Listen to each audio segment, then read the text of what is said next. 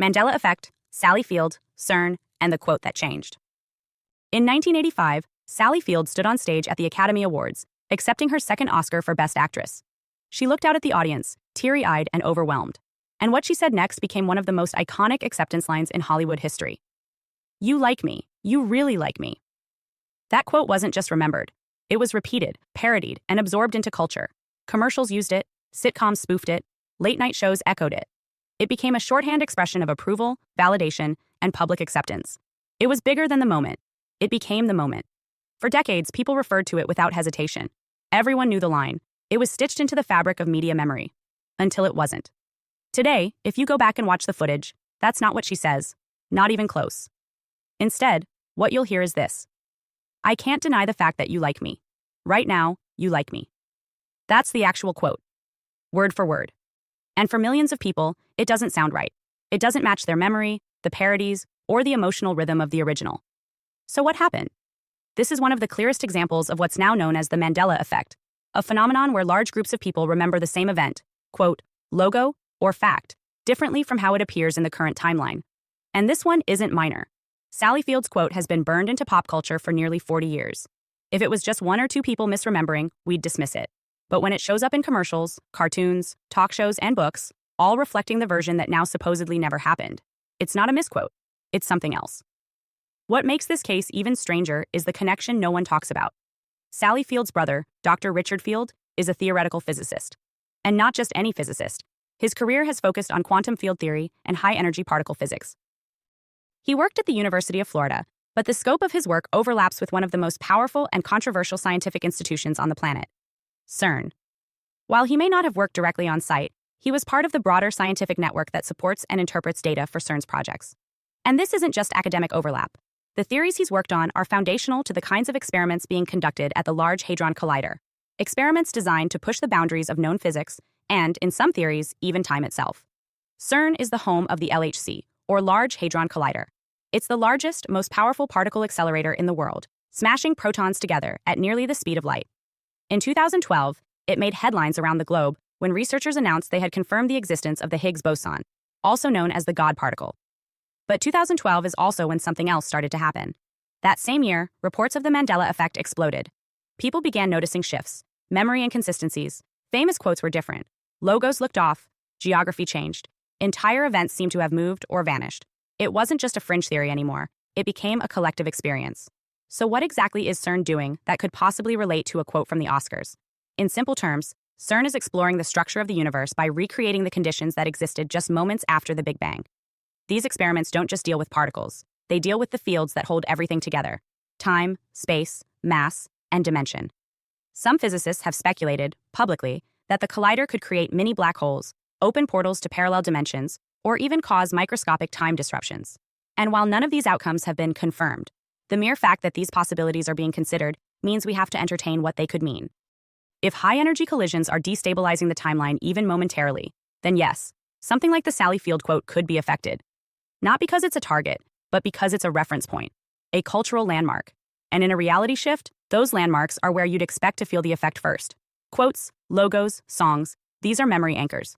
If you alter or overwrite the base layer of reality, those are the things people notice. They are familiar. They are repeated. And when they don't match, the mind alerts you something's off, even if you can't explain how or why. Here's where it gets deeper. Once the quote is changed, try searching for it. Type, "You like me, you really like me," into Google today. What you'll find are articles explaining how the line was never real, fact-checkers saying it's a common misconception, AI assistants giving you the current version without any mention of how everyone seemed to remember it differently. Even autocomplete suggestions now push the revised quote. This is how reality gets overwritten in the digital age. Once the official record updates, all verification points fall in line. AI language models, search algorithms, media archives, they all sync to the new version. And that means unless you personally remember the original, there's no trace it ever existed. That's how memory becomes centralized. And the quote? It becomes a case of false memory, even if it was real in a previous version of history. The bigger problem is what this implies. Because if something that iconic can be rewritten, if parodies, references, and cultural memory all reflect a version that no longer exists, then we have to ask, what else can be changed? What else already has? And why is it that CERN, of all places, keeps coming up in conversations around timeline shifts and quantum instability? The Sally Field quote might feel like a small change, but in context, it becomes one of the most powerful examples of what the Mandela effect really is. It's not just a strange memory, it's a fracture line, a place where the current version of reality no longer matches what we lived through. And when you find out her brother has been working in the exact scientific domain that studies particle behavior and field interaction, the odds start looking less like coincidence and more like convergence. So here's the question. Was this quote always wrong? Or was it rewritten? Is the world gaslighting itself? Or is the timeline being quietly edited by systems we barely understand? If you remember, you like me, you really like me, you're not alone. And if your memory doesn't match the archive, that may not mean you're wrong. It might mean you're still carrying data from a timeline that got overwritten. Which raises the final point.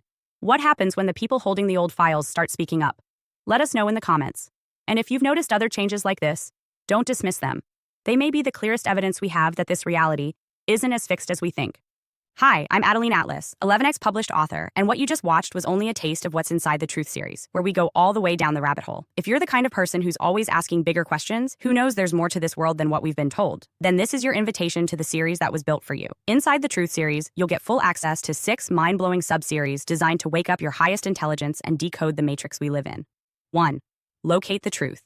Learn how to actually research, not just what to search, but how to verify, cross-reference, read declassified files, and protect your own mind from weaponized misinformation. This is truth-seeking, decoded. 2. The Mandela effect. Are we shifting timelines? Why do so many people remember a different past? We break down the most bizarre, undeniable examples of reality glitches and what they tell us about consciousness and control. 3. Law is magic. Law is not what you think it is. From word spells to maritime law and hidden contracts, we uncover how legal systems use language like a wand and how to stop being tricked by fine print that binds you without consent. 4. Entertainment or ritual. The Hollywood and music industries are not just for entertainment. From Super Bowl rituals to Grammy stage symbolism, we decode what's really being shown, who it serves, and why mass consciousness is the target. 5. Decoding dystopia. Ever wondered why dystopian fiction feels prophetic? In this subseries, we decode popular films and books, Hunger Games, 1984, Black Mirror, to reveal the hidden blueprints and predictive programming behind the plot. 6. MK Ultra plus mind control programs. This one gets deep. From real MK Ultra documents to modern symbolism in media, we expose how mind control operates in plain sight and how to free yourself from manipulation you didn't even know was happening. And that's just the beginning. If this resonated with you, click the links below and join us inside the Full Truth series, because the more you know, the harder you are to control. This is your awakening. We don't just ask questions, we find answers. Let's go all the way down the rabbit hole together.